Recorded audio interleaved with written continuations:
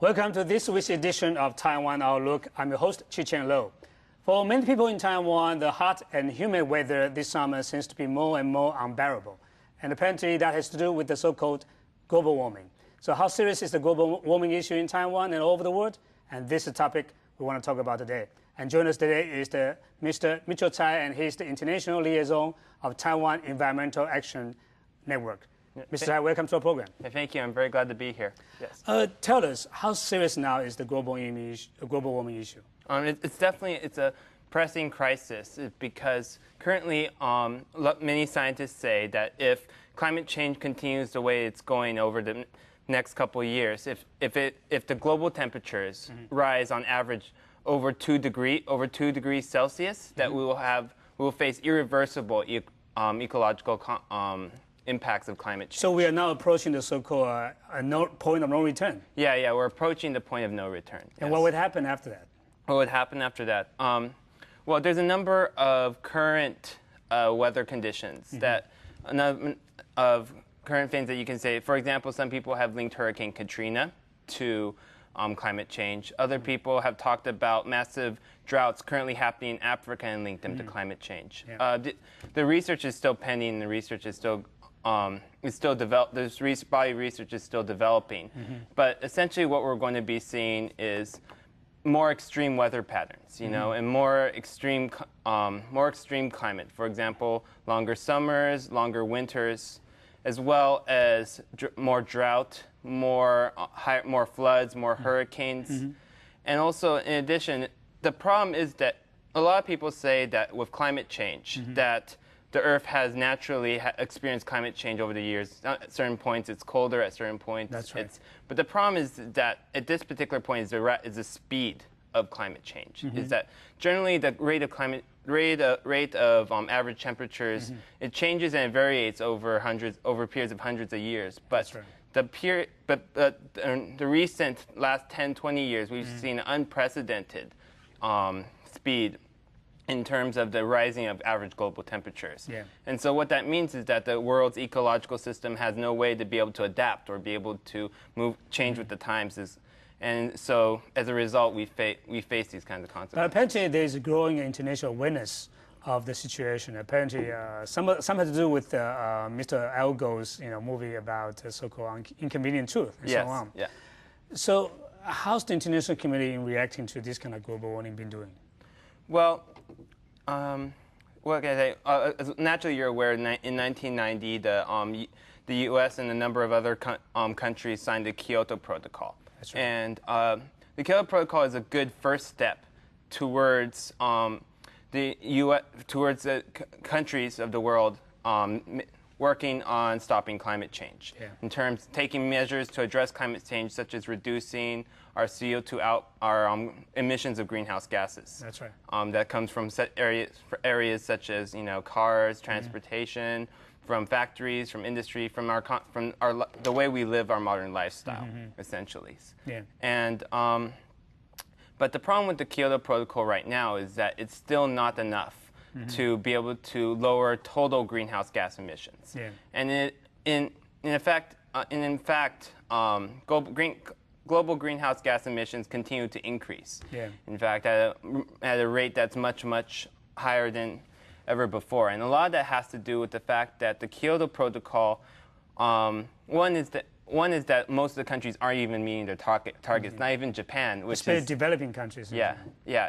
And the second part is developing countries. Yeah. It's like a lot of developing countries such as India and China are excluded from having to make emissions cuts. And at the time that they made the Kyoto Protocol, they had no idea that the rate of CO2 would increase their rate of CO2 emissions from developing countries would increase so rapidly as it has in the past 10 years. But as we know, the U.S. did not sign the Kyoto Protocol, and that has drawn a lot of criticisms all over the world. Yeah. And how does that affect the global efforts in combating the so-called global warming issue? Well, I think the problem with the current global warming problem is that the largest contributor to global warming hasn't actually hasn't come out and taken responsibility to take care of the problem. You mean the U.S.? The United States, yeah, exactly.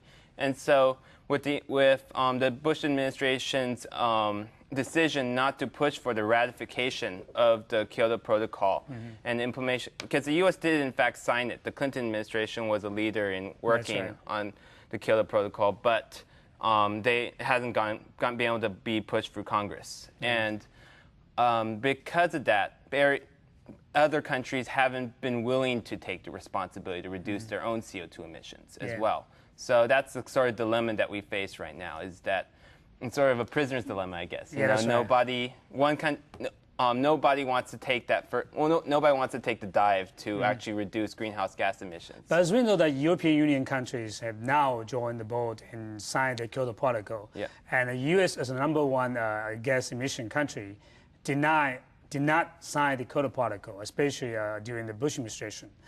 So again, is there any way that we can, work on the issue without the U.S. support in the process? Of course, there's a lot of ways that people are working without the U.S. approval. In fact, I think an interesting idea is that many U.S. local governments have stepped out and said that they want to participate in reducing greenhouse gas emissions. In fact, there's actually a UN program called ECLI where local cities actually have joined, which includes cities from Taiwan, one city, Kaohsiung, and then as well as over 300 U.S. cities have pledged to reduce their greenhouse gas emissions. So, I mean, you can see that the consensus is growing, that there's a lot, even if we're talking about the U.S., even at the national level, we're still sort of stuck in trying to move on our climate change policies. At the local levels and even people on the individual level are taking a lot of action to stop climate change. But apparently, the Kyoto Protocol is not the only approach to deal with the issue.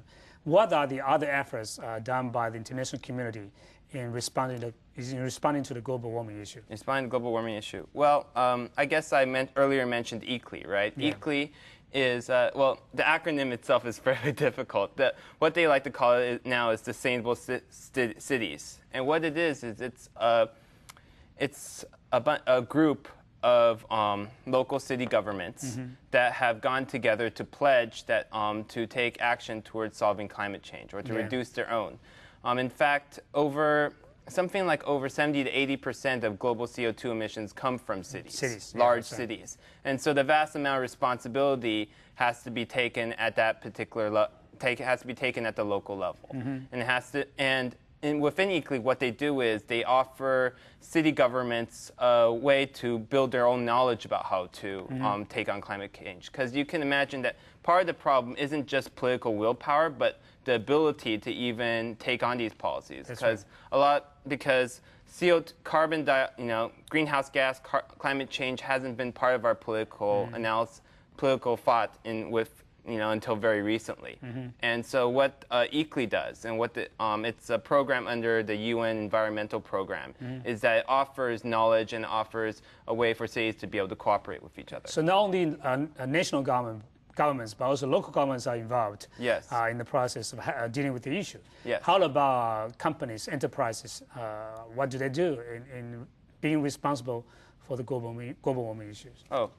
Well, a lot of companies have taken the initiative in terms of one, trying to begin counting how much CO2 and greenhouse gases they generate.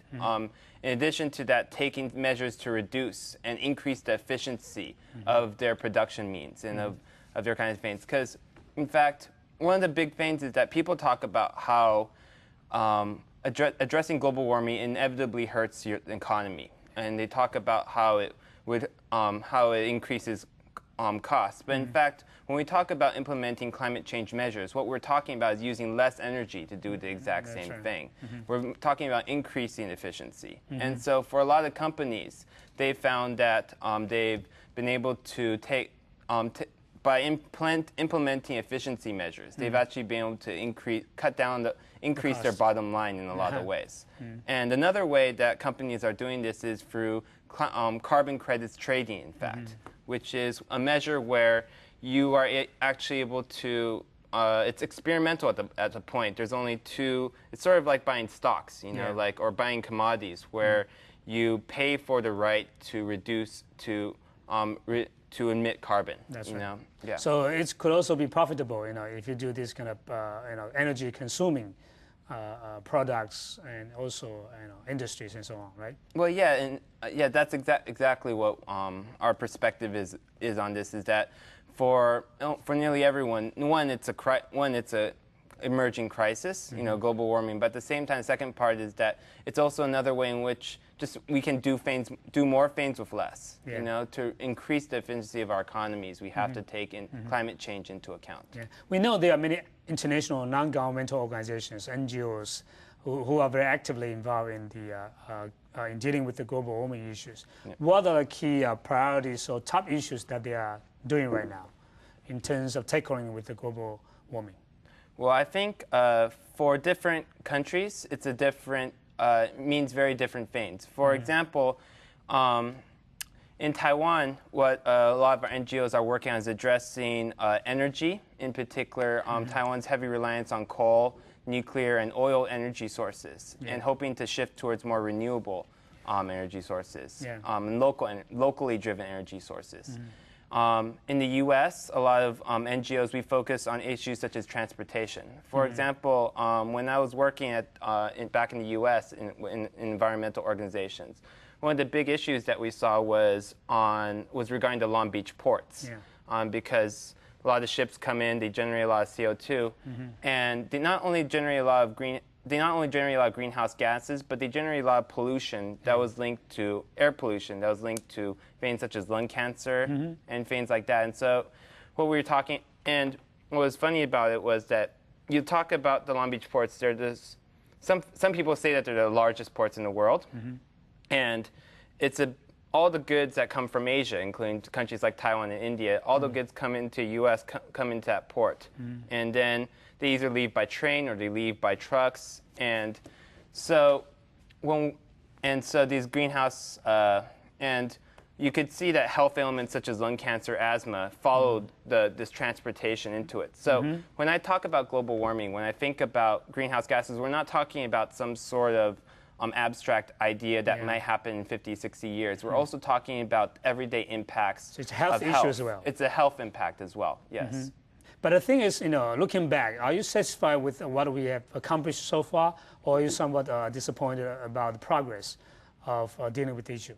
Well, naturally, we always want to do more, right? Yeah, that's right. I think that there's a lot of good progress to be made, but at the same time, there's a lot of positive steps that are already being taken. For example, like the Kyoto Protocol was it was great because it was an acknowledgement that the international community would take this issue seriously. That's right. And we're seeing more and more things is that because climate change requires us to take a lot of painful steps towards reducing our consumption and also increasing our efficiency, it takes time to convince people that this kind of thing needs to happen. Yeah. And so, for example, the UNFCCC is this group of scientists that over 1,200 scientists from the U.S., from all over the world, from Europe, they all get together and they studied climate change. And they just recently this year issued a report that said man-made greenhouse gases were the primary source of causing climate change. And so when we talk about this issue, I think that we're seeing global opinions change. We're seeing people like Al Gore come out with and changing global public opinions. But in terms of actual action that can really solve the problem, we haven't seen enough of it yet. But for some people, the real issue is not whether we can do it, but whether we can do it fast enough before it's too late. Yes. But do you think that's a possibility that we may do it too late, too little? Definitely. Like I feel it's definitely a possibility. But we like to be positive, right? I suppose. And I feel like with crises, we often have this problem of having having a short visions, and so we don't.